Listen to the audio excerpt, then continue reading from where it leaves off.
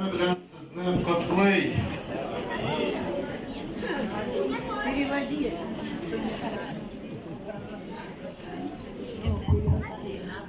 Музыкальная группа «Татарская луч надежды» поздравляет вас с праздником Пасхи.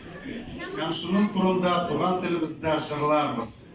И об этом мы хотим спеть на татарском языке псалом.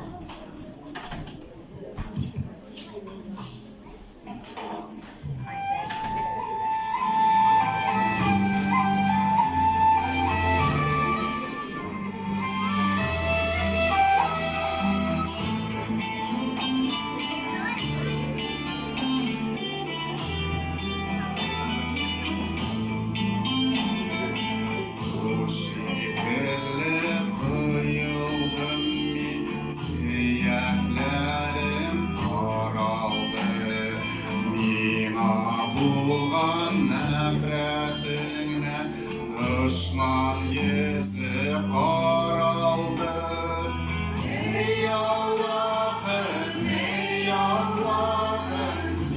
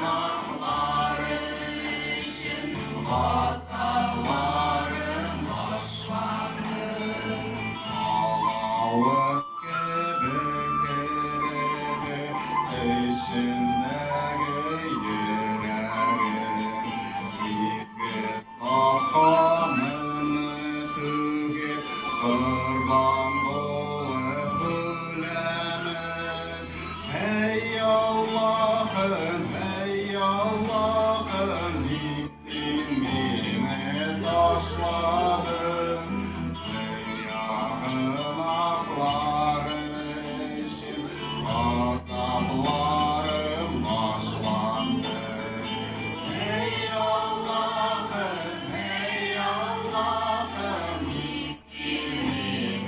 taşladım.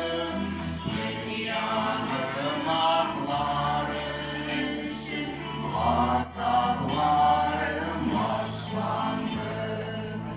Şuna göre barınız, hem bütün halklarını benim şakirtlerim itigiz. Onlarını ata, uğul, hemizgi ruh ismi bilen suğa şundırınız. Hemizgiye koşkanlarının barında ötege üretiniz. Şunu biliniz, min dünya bitken gerçekliği her vakit sizin bilen bulan.